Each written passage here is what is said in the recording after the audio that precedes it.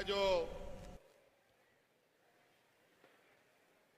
भौगोलिक बनावट है वो भी बहुत अजीबोगरीब है। पहाड़, नदी, नाला से भरा हुआ ये राज्य है। तो बहुत लोग पहाड़ के ऊपर भी रहता है, पहाड़ के नीचे भी रहता है और थोड़ा बहुत लोग शहर में भी रहता है।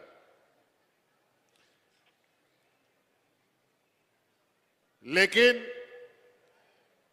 हमने जब 2019 में सरकार बनाया, उसी समय हमने ये कहा था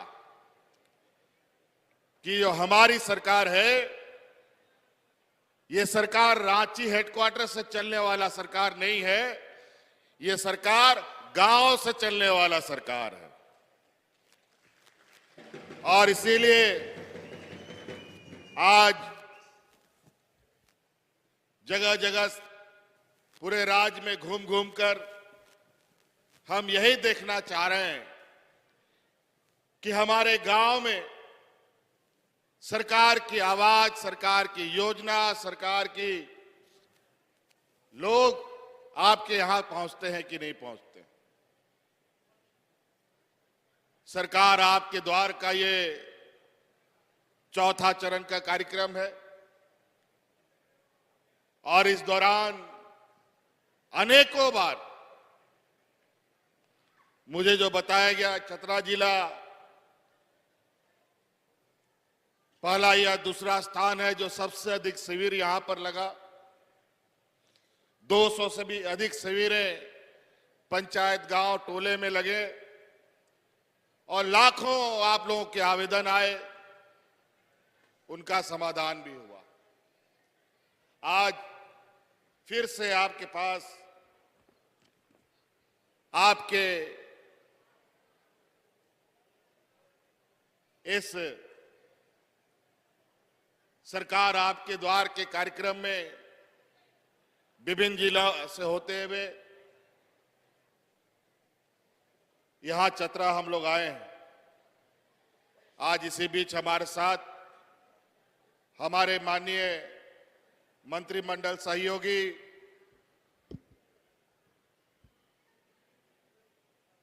सत्यानंद भोक्ता जी भी हमारे साथ हैं और हमारे साथ माननीय मंत्री बन्ना गुप्ता जी भी हैं। कोडरमा के विधायक उमाशंकर अकेला जी भी हैं और मंच पर जिला परिषद अध्यक्षा श्रीमती ममता देवी जी भी हैं। कोडरमा के जिला परिषद अध्यक्ष रामधन यादव जी भी हैं और विश्वसूत्री उपाध्यक्ष सुश्री प्रभुदयाल राम जी हैं और सभी गण्यमान्य अतिथि भी हैं। इनका भी हार्दिक अभिनंदन हम करते हैं। मैं बहुत ज्यादा आप लोग का समय नहीं लूंगा और मैं आप ही लोगों से जानना चाहूंगा कि जो सरकार जो काम कर रही है, 4 साल खत्म होकर अब सरकार के कार्यकाल भी पूरे हो रहे हैं, 5 साल होने जा रहा है। 1-2 महीने के बाद इस राज्य में चुनाव भी हो जाएगा फिर से सरकार बनाने के लिए। और इसीलिए ये हम जानने आए हैं कि सरकार जो काम कर रही है वो सरकार अच्छा काम कर रही है कि नहीं कर रही है। इसका जोर से आवाज दीजिए, सरकार काम कर रही है। विशेषकर महिला दीदी लोगों से आप लोगों के लिए हम लोग मैया योजना सम्मान लाए हैं। क्या आप लोग को मैया योजना पसंद आया? जोर से आवाज दीजिए महिला लोग, आप लोग को पसंद आया? ये और भी चलना चाहिए। और हमको तो पता चला कि दूसरा किस्त भी मैया लोग के खाता में चला गया। चलिए, बहुत खुशी की बात है। 2021 से सरकार आपके द्वार का ये कार्यक्रम चल रहा है। याद कीजिए, सबसे पहले इस राज्य के हम लोगों के अपने माता पिता, बूढ़े बुजुर्ग जो हमेशा से अपना पेंशन के लिए दलाल और ब्लॉक का चक्कर काटता था, आज हमने ऐसा कानून बनाया कि इस राज्य का सभी बूढ़ा बुजुर्ग विधवा महिला को पेंशन मिलने लगे।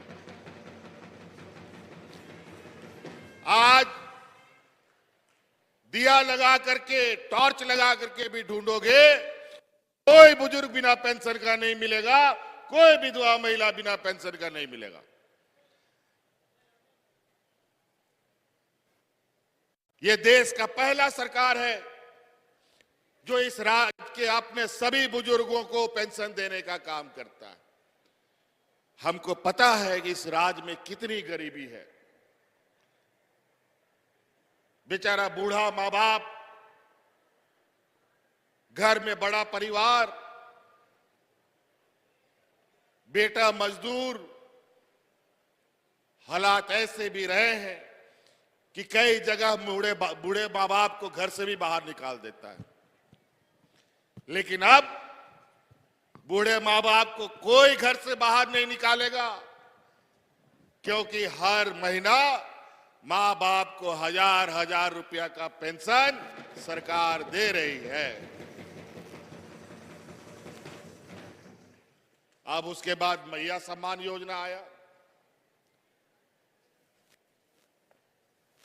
हमारे विपक्ष के लोग, अभी तो हम सरकारी योजनाओं को देखने के लिए आपके पास धरातल पे ये योजना उतरती है कि नहीं उतरती है, लोगों को इसका लाभ मिलता है कि नहीं मिलता है, इसके लिए हम जिला जिला घूम रहे हैं और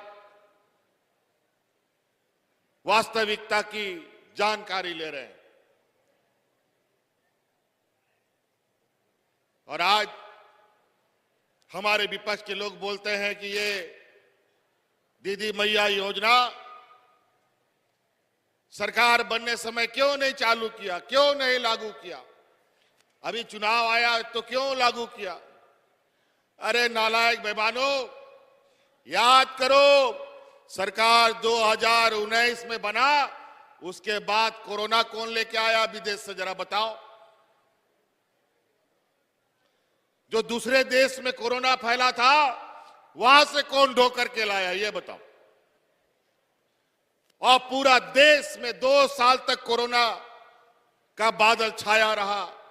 हाट बाजार, गाड़ी मोटर सब बंद, काम धाम, नौकरी चाकरी सब बंद। हम लोग का कई घर का, गांव का, देहात का नौजवान अलग अलग राज्यों में मजदूरी करने के लिए, नौकरी चाकरी करने के लिए, फैक्ट्री में काम करने के लिए जाता था। ऐसा लॉकडाउन का अंधा कानून, तुगलकी फरमान इन लोगों ने जारी कर दिया कि हम लोग का घर परिवार का नौजवान घर नहीं वापस आ पा रहा था। उस समय यही आपका बेटा, यही आपका भाई आपके परिवारजनों को हवाई जहाज से ढो ढो करके आपके घर में पहुंचाने का काम कर रहा था।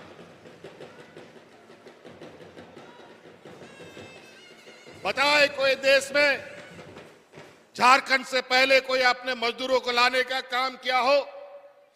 देश में पहला ये झारखंड है जो अपने हवाई चप्पल पहनने वाला मजदूर भाइयों को हवाई जहाज से ढो करके हम गांव पहुंचाने का काम किया है।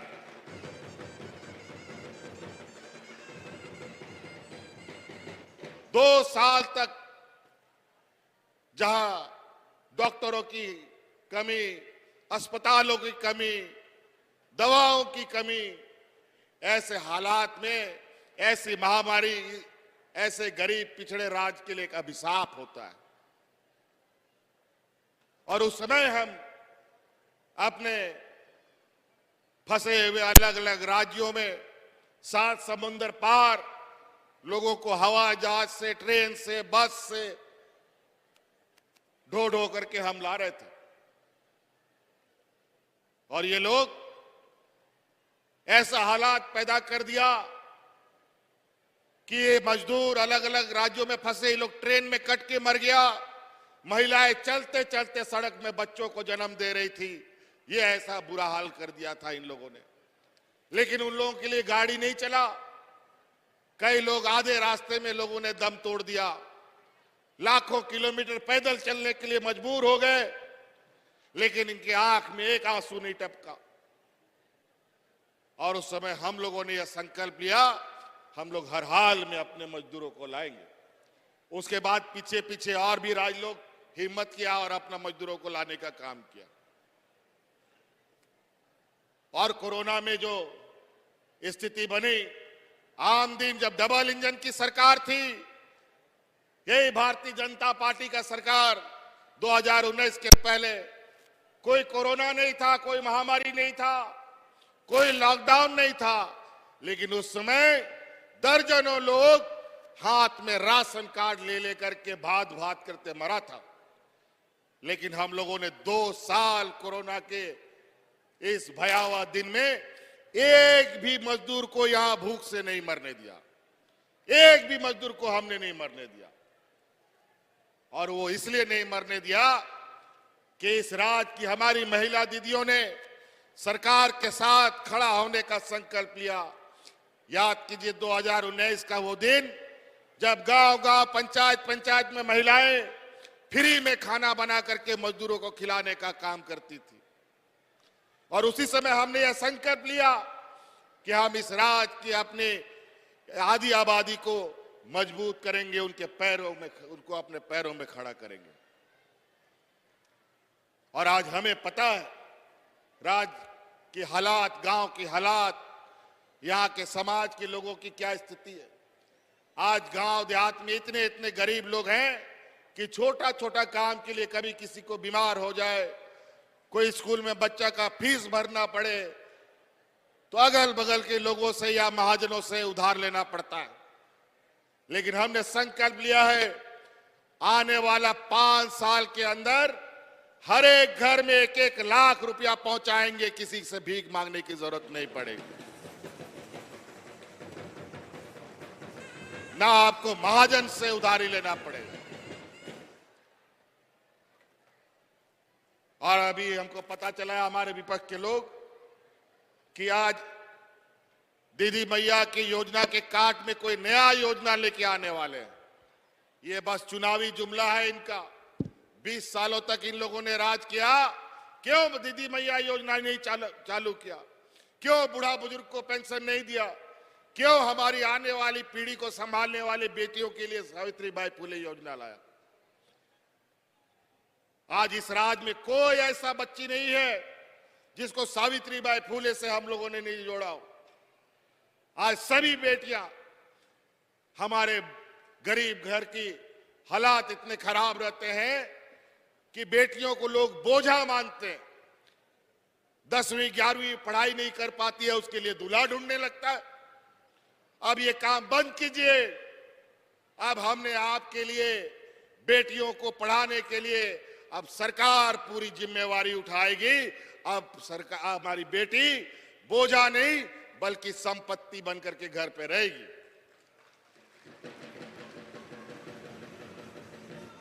पढ़ाइए, लिखाइए, डॉक्टर बनाइए, इंजीनियर बनाइए, वकील बनाइए। सरकार का गुरुजी क्रेडिट कार्ड भी घर में रखिए। बेटा बेटी को इंजीनियर वकील पढ़ाना हो, उस कार्ड को लेके बैंक में जाओ, 15 लाख तुरंत आपको बच्चे को पढ़ाने के लिए मिलेगा। और तो और कोई बंधक नहीं रखेगा जमीन, गाय गोरू बंधक रखने का जरूरत नहीं है। सिर्फ आपको वो कार्ड दिखाना है, कार्ड दिखाते ही तुरंत आपको 15 लाख रुपया का बच्चों को पढ़ाने का पैसा मिलेगा। तो कई ऐसी चीजें आज हमारे विपक्षियों को खलबली मचा हुआ है। हम सरकार के कार्य योजना को लेकर के भटक रहे हैं और ये लोग आज कैसे चुनाव में वोट खरीदेंगे, इसके लिए गिद्ध की तरह पूरे राज्य में मंडरा रहे हैं। पूरा देश का बड़ा बड़ा मंत्री, प्रधानमंत्री, गृह मंत्री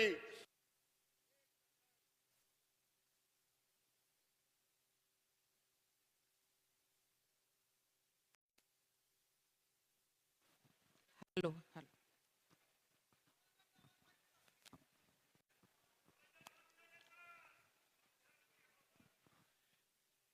एक दर्जन मुख्यमंत्री पूरे राज्य में मंडरा रहे हैं और इनका बड़ा दिलचस्पी है झारखंड में, क्योंकि ये पूरा देश दुनिया में सोने की चिड़िया से इस राज्य को लोग जानते हैं, लेकिन यहां के लोग का क्या हालत है हम सब गांव देहात में जानते हैं। रोटी, कपड़ा, मकान तक ठीक से हमारे गांव के लोगों को उपलब्ध नहीं है। आज हम लोगों ने प्रधानमंत्री आवास, जो गरीबों का आवास मिलता था, आधा पैसा राज्य सरकार, आधा पैसा केंद्र सरकार देती थी, ये केंद्र सरकार 3-4 साल तक पैसा नहीं दिया। हम लोग नाक रगड़ते रह गए। बगल के राज्य में चुनाव था, हम लोगों का कोटा उसके भारतीय जनता पार्टी के राज्य में भेज दिया। जब इन लोगों ने नहीं दिया तो हम लोगों ने अपना योजना शुरू किया, जिसका नाम है अबुआ आवास, और प्रधानमंत्री आवास से बड़ा आवास बन के आप लोग को हम लोग देंगे अपने ताकत पर। और आज इस सोने की चिड़िया रूपी इस राज्य पर कब्जा करने का इन व्यापारियों का पूरा ताकत लगा हुआ है, क्योंकि यहाँ की खनिज संपदाओं को लूटना है। अभी कल ही हमने भारत सरकार प्रधानमंत्री को चिट्ठी लिखा है, 1,36,000 करोड़ रुपया का बकाया केंद्र सरकार ने हवा रखा है। हम लोग मांगते रहे हैं, कभी 1 करोड़, कभी 2 करोड़, इस तरीके से भीख मंगा की तरह दे रहे। अगर आज भी हमारा 1,36,000 करोड़ रुपया का सूद ही हमें मिल जाए, इंटरेस्ट हमें मिल जाए, तो मैया सम्मान योजना जो हम 1,000 रुपया दे रहे हैं, तुरंत उसको हम 2,000 रुपए कर सकते हैं।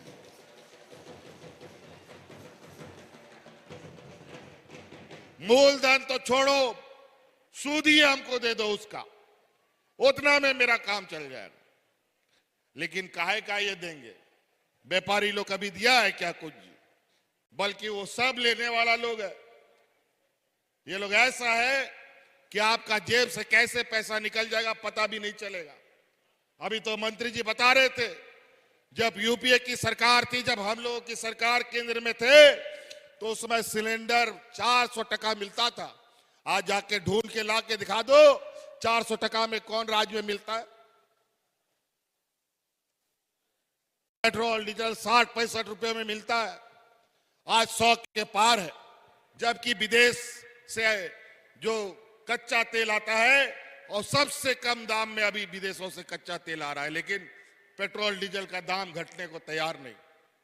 जब पेट्रोल डीजल का दाम नहीं घटेगा तो देश में कोई भी सामान, दाल, चावल, कपड़ा, लत्ता, कागज, कलम, कुछ भी, किसी का दाम नहीं घट सकता। सबका दाम आसमान छुएगा। और आज यही नतीजा है, जो 50 रुपया का सरसों तेल आज 200 रुपया में खरीदना पड़ता है। जो नमक गांव देहात का राशन दुकान वाला नमक दुकान के बाहर छोड़ के जाता था, कोई उसको पूछता नहीं था। आज बता दो कितना राशन दुकान वाला नमक का बोरा बाहर में छोड़ के जाता है? आज जो नमक को पूछने वाला लोग नहीं, आज 100 रुपया किलो खरीदवा रहा है। ये हालत है। और आज गरीब गुरबा लोगों को ताकत देने का हम लोग काम कर रहे हैं, तो इनको तकलीफ है। आज गांव देहात के लोग, लगभग राज्य का 80% लोग हमारे गांव देहात में रहते हैं, खेती बाड़ी से जुड़े हुए। अनेकों प्रकार की समस्या इनके सामने आती है, और छोटा छोटा समस्या धीरे धीरे इतना बड़ा हो जाता है कि बेचारा उसका बोझ नहीं उठा पाता। आज बूढ़ा बुजुर्ग को उनको बुढ़ापे का लाठी देने का काम हम लोगों ने किया। आज मैया को सम्मान देने का काम किया। आज अगर बताइए किसी घर में 3 महिलाएं हैं तो महीना का 3,000 रुपया, और साथ में माँ बाप है तो 5,000 रुपया महीना। साल का जोड़ो तो 60,000 रुपया।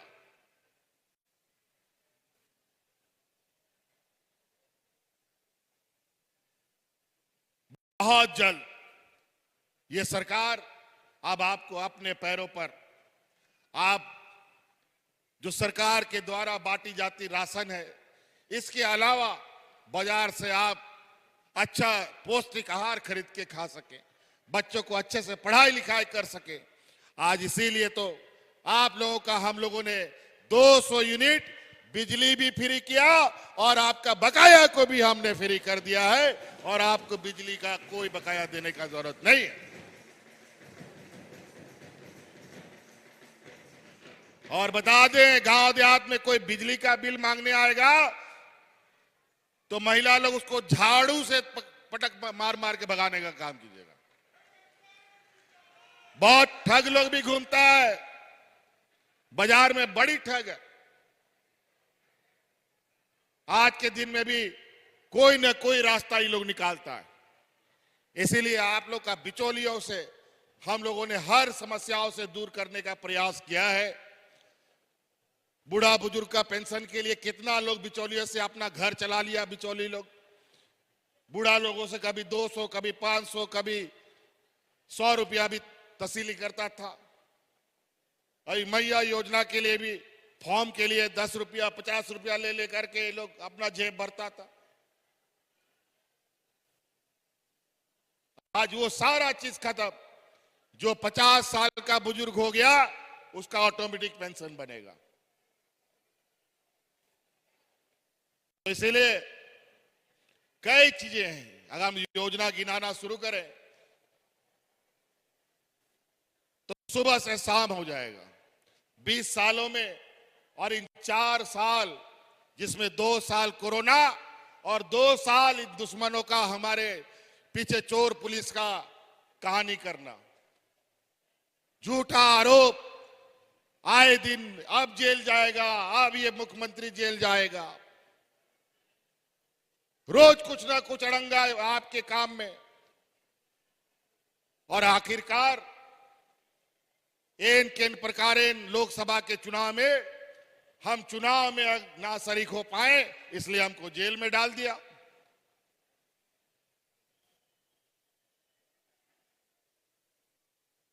अब वो 14 में 12 सीट लेके आए थे, अब 9 सीट पे आए।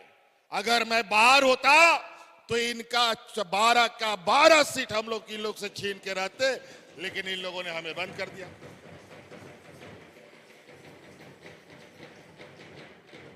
फिर भी हमारी राज्य की जनता ने इसका करारा जवाब दिया है।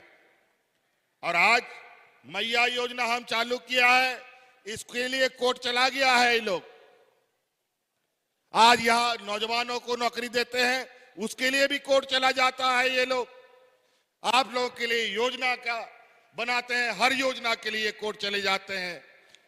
नियोजन नीति बनाते हैं, उसके लिए भी ये लोग कोर्ट चले जाते हैं। पढ़ा लिखा लोग का जमात है, बुद्धिमान लोग है, वकील भी इनका बड़ी पढ़े लिखे लोग हैं, बड़े बड़े। कई जगह जज सभी इन्हीं लोग का पॉकेट का लोग है। जज लोग भी आरिस लेकर के भारतीय जनता पार्टी ज्वाइन करके चुनाव लड़ने का काम कर रहा है। न्याय कहां मिलेगा गरीब को? न्याय संघर्ष और लड़ के मिलेगा। हम तो बोलते हैं 1,36,000 करोड़ रुपया का बकाया है हमारा केंद्र में। इस चुनाव के बाद तैयारी कर लो, हम लोग सब मिलकर के अपना 1,36,000 करोड़ रुपया लेने के लिए दिल्ली जाने का काम करें। इस राज को योजनाबद्ध तरीका से गरीब, फटाहाल, मजदूर बनाने का हमेशा नीति निर्धारण होता रहा है। आज रोटी, कपड़ा, मकान कौन सा चीज हम नहीं दे रहे? आज गरीबों को साल में दो बार तन ढकने के लिए कपड़ा भी मिल रहा है। इन लोगों ने तो आपने डबल इंजन के कार्यकाल में 10-11 लाख राशन कार्ड डिलीट कर दिया, लेकिन हम लोगों की सरकार बनी 20 लाख हरा राशन कार्ड बना करके गरीबों में बांटने का हम लोगों ने काम किया। लेकिन उसमें भी पक्षपात का काम। हमको लगा इन गरीबों को समय पर हम अनाज देंगे तो सरकारी दुकान से हम अनाज खरीदें, थोड़ा सस्ता पड़ेगा, 2-4 टका सस्ता पड़ेगा। लेकिन जो भारत सरकार का सरकारी दुकान है, जिसको एफसीआई कहते हैं, वहां से हम लोग को अनाज नहीं देने लेने दिया। कभी 2 महीना विलंब, कभी 3 महीना विलंब से हमें अनाज मिलता रहा। कभी खुले बाजार से महंगा दरों में खरीदना पड़ा, कभी सरकारी दर में 2 महीना 3 महीना विलंब से हमें मिला। तो इस चक्कर में कभी कभी हरा राशन कार्ड में समय पे राशन आता था, कभी नहीं आता था। लेकिन अब उसका भी समाधान हमने निकाल लिया है। इस राज्य में बड़े पैमाने में चावल बनाने का फैक्ट्री को हम लोगों ने स्वीकृत किया है, और इस राज्य में जो धान का उगाई होगा, बड़े पैमाने में उस धान का खरीद सरकार करेगी और इन्हीं कंपनियों से उसमें चावल बना करके गरीबों में बांटने का हम लोग काम करेंगे। फिर हम लोगों को केंद्र सरकार पर कोई उनके दुकान से खरीदने का जरूरत नहीं पड़ेगा। तरह तरह का जातिवाद, परिवारवाद, क्या क्या इन लोग आरोप, और ये लोग तो हिंदू, मुस्लिम, सिख, ईसाई, अगड़ा पिछड़ा यही करके ये लोग चुनाव लड़ता है। लोकसभा में आप लोगों ने देखा किस तरीके से सांप्रदायिक तनाव पूरे देश में इन लोगों ने फैलाया, किस तरीके से पूरे समाज को बांटने का इन लोग काम किया। भगवानों को भी बांटा, आम आदमी को तो ठगने का काम किया ही, इन लोगों ने भगवानों को भी नहीं बख्शा। और यही नतीजा हुआ कि भगवान राम ने भी इन लोगों को जमीन पे उतारने का काम किया, और आज सरकार बनाने के लिए उनको 2 लाठी बैसाखी की जरूरत पड़ी है। ये राज हम लोग को 35 साल के बाद मिला। अनेक लोग वीर शहीद हुए। आदरणीय दिसम गुरु शिबू सोरेन जी जवानी, बचपन, बुढ़ापा सब इस राज के लिए दे दिया। लेकिन सत्ता उन्हीं लोगों के हाथ में चला गया जो हमारे घोर विरोधी, आदिवासी, दलित, पिछड़ों के घोर विरोधी लोग रहे। इन्हीं व्यापारियों के जमात सरकार बनी, और इन लोगों ने 20 साल तक इस राज को सिरिंज लगा करके इसका खून चूसने का काम किया। अंतोगत्वा 2019 में हम लोगों ने कमर कसा और इसकी डबल इंजन की सरकार को एक इंजन उखाड़ करके हम लोगों ने गुजरात में फेंक दिया। और आज देखिए, इस राज्य में हर एक वर्ग, आज क्या ये बताइए, ये मैया योजना क्या आदिवासी, दलित, पिछड़ों को मिलता है? क्या हिंदू, मुस्लिम, सिख, ईसाई सबको नहीं मिलेगा? क्या ये वृद्धा पेंशन सिर्फ हिंदू को मिलेगा, सिर्फ आदिवासी को? ऐसा है क्या? सभी वर्गों के लिए हम योजना बनाते हैं। हम लोग धर्म और जाति विशेष को ध्यान नहीं, बल्कि सब समाज को ध्यान में रख करके योजना बनाते हैं। आज हमारा इस राज्य का नौजवान, होनहार, ये देश का पहला राज्य है जहां हमारा पढ़ने लिखने वाला बच्चा विदेशों में भी जाकर के पढ़ाई कर रहा है, उसका पूरा खर्चा राज्य सरकार देता है। इस वजह से योजनाएं बहुत है। आप बताइए, सरकार, कभी आप लोगों ने सुना है ट्रैक्टर के अलावा और दूसरा कुछ सरकार बढ़ता हो किसानों के लिए? और आज सरकार के माध्यम से ट्रैक्टर तो मिलता ही है, आज सरकार बस भी बांटता है, बोलेरो भी बांट रहा है, स्कॉर्पियो भी बांटता है, इनोवा भी बांटता है, और नौजवान स्वरोजगार के काम में लगा हुआ भी। हर कोने में आज इतने आवेदन, इतने लोगों का उत्साह, यही हमारी ताकत है। लेकिन जो विपक्ष का लोग है, ये लोग बहुत किस्सा संपन्न है। इन लोग पैसा कौड़ी धन बल सब झूठ सच करने में बड़ा आदमी है, तो गरीब गुरु वालों को लगता है कि अच्छा ही बोलता होगा, सही बोलता होगा। ये भारतीय जनता पार्टी, ये एनडीए की सरकार देश की सबसे बड़ी और झूठी सरकार है। ये लोग परिवारवाद की बात करता है, इन लोग का परिवारवाद नहीं चलता। इनका बाप बेटा लोग राजनीति में नहीं है। अगर मेरा बाबूजी राजनीति कर रहा है, मैं राजनीति में हूं, तो क्या खराबी है बताओ? शेर का बच्चा शेरे पैदा होता है कि कुत्ता पैदा होता है जी? अब उन लोग का बाल बच्चा जिसका जिसका नहीं है, तो उसका हमारा क्या गलती बताओ? तो इसीलिए अभी ये लोग बड़ी योजनाबद्ध तरीके से, अभी आप लोगों ने सुना होगा छत्तीसगढ़ में अदानी को एक खदान मिल गया है, और वहां के क्या हंसडीहा की क्या एक गांव है, और वहां के जंगलों को उजाड़ा जा रहा है। वहां के आदिवासियों को बेदखल करने की तैयारी जोरों पर चल रही है।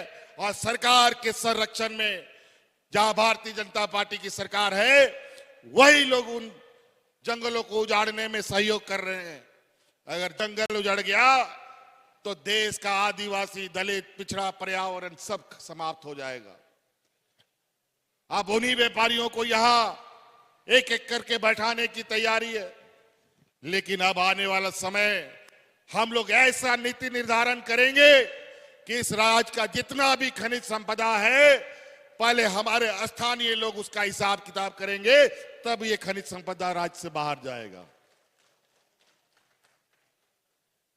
राष्ट्र संपत्ति है, इसका मतलब कि यहां के राज्य के लोगों के जान माल से खिलवाड़ होगा, ये कभी नहीं होने देंगे।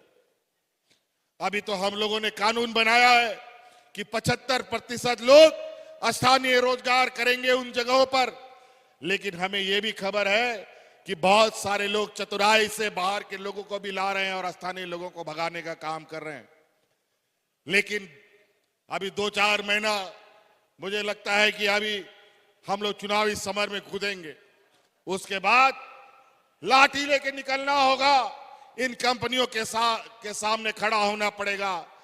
जो लोग विस्थापित हुए हैं, 100% हम लोगों को, स्थानीय लोगों को रोजगार दिलाने का काम करना पड़ेगा, तभी यहां पर कोई काम होगा। नहीं तो ये लोग भूखा मरवा देगा, इनका कोई परवाह नहीं। अभी नए नए जुमले, नए नए कहानी लेके आएंगे। ध्यान रखिएगा, अभी गांव गांव, पंचायत पंचायत, टोला टोला में घूमेगा। बड़ा छोटा मझुला सब टाइप का नेता आपको मिलेगा। अगल बगल यूपी से, छत्तीसगढ़ से, मध्य प्रदेश से, उड़ीसा से, बिहार से आकर के हमारे यहाँ की गरीब जनता को ठगने का काम करेगा। इसलिए और बहुत ज्यादा नहीं समय लेते हुए आप सब लोगों से फिर से यही हम जानना चाहेंगे कि आप लोग, आज हमारा गांव देहात जिस तरीके का है, आज भी हमारे गांव में बहुत लोग हैं जो ब्लॉक कार्यालय नहीं देखा है, बीडीओ सीओ कौन है ये भी नहीं पता है, डीसी एसपी का तो बात का दूर है। आज हमने ये सुनिश्चित किया है, बीडीओ सीओ आप ब्लॉक कार्यालय में नहीं, गांव गांव, पंचायत पंचायत में जाकर के लोगों की समस्या का समाधान करेगा। और आज यही वजह है, हमारी बूढ़े बुजुर्ग, हमारी महिला दीदियों को, हमारी सावित्रीबाई फूले की बच्चियों को किसी ब्लॉक कार्यालय में भटकने की जरूरत नहीं पड़ी, किसी दलाल के चक्कर में नहीं पड़ना पड़ा। पंचायत में शिविर लगा करके उनका कागज फॉर्म भराया है और आज उनके खाता में 2-2 हजार रुपये 2 महीना का इंस्टॉलमेंट भी चला गया। बताओ, कभी ऐसा स्थिति था 20 साल पहले? अब कैसे हो गया भाई? कोरोना के बाद हम लोग लगातार गांव गांव पंचायत पंचायत में आप लोगों के सुख दुख की जानकारी लेकर आपके लिए योजना बनाते हैं। नौकरी चाकरी कालम, अभी हम लोगों ने उत्पाद सिपाही का दौड़ कराया, 1 दर्जन से अधिक नौजवान मर गया। हमें बहुत चिंता हुई, आखिर वजह क्या है? कभी ऐसा नहीं होता था, पहले भी दौड़ होती थी, लेकिन इतना एक साथ समूह में मरना बहुत बड़ा चिंता का विषय है। और हमें जो जानकारी मिल रही है, कोरोना के समय जो देश के लोगों को टीका लगाया गया है, ये बहुत ही फर्जी तरीके का टीका लगाया गया है, उसका भी अंदेशा बताया जा रहा है।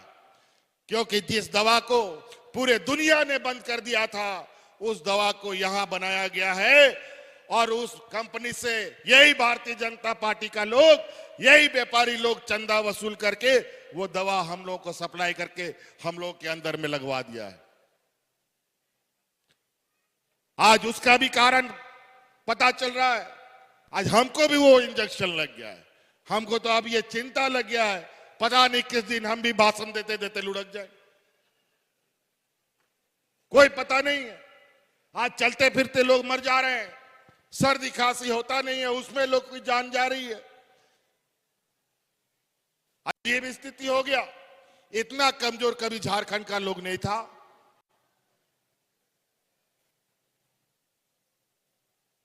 फिर ये कैसी स्थिति हो गई? पूरा देश में ये शोध का विषय बना है और इस पर हम लोग अंदर तक जाएंगे, पूरा उसका रिपोर्ट तैयार करेंगे। अगर ऐसी बात है तो इन लोगों ने पूरे देश की जनता के साथ जान माल का उनके साथ सौदा कर लिया है। ये पैसा के लिए कुछ भी कर सकते हैं। और आप देख लीजिएगा, और हमको ये खबर भी आ रही है, पूरे राज्य में बड़े पैमाने में कैंसर का लोग बीमारी से ग्रसित हो रहे हैं। आए दिन खबर आ रही है कि इधर से लोग कैंसर का बीमारी, उधर कैंसर का बीमारी। पहले तो ऐसा नहीं था, अचानक ये कैंसर का बीमारी किधर से उठ के आ रहा है? ये तो कोई छुआछूत का बीमारी नहीं था, ये जरूर कहीं हमारे शरीर के साथ खिलवाड़ हुआ है। और ध्यान रखिएगा, यही बेईमानों ने ये काम किया है। ये कोरोना के समय फर्जी दवाई लगा करके लोगों का जान माल के साथ खिलवाड़ किया है। अगर ये साबित हो गया, और अभी ये बात 100 दिन का चोर एक दिन पकड़ाता है ना जी, अगर ये हुआ है तो आज नहीं कल जरूर ये जनता के सामने आएगा। इस बात के लिए आप लोग तैयार रहिएगा। इसीलिए हम अपनी बातों को यहीं समाप्त करना चाहेंगे। यहाँ आए हुए सभी माताएं बहनें नौजवान साथियों को मेरी ओर से बहुत बहुत धन्यवाद। जोहार।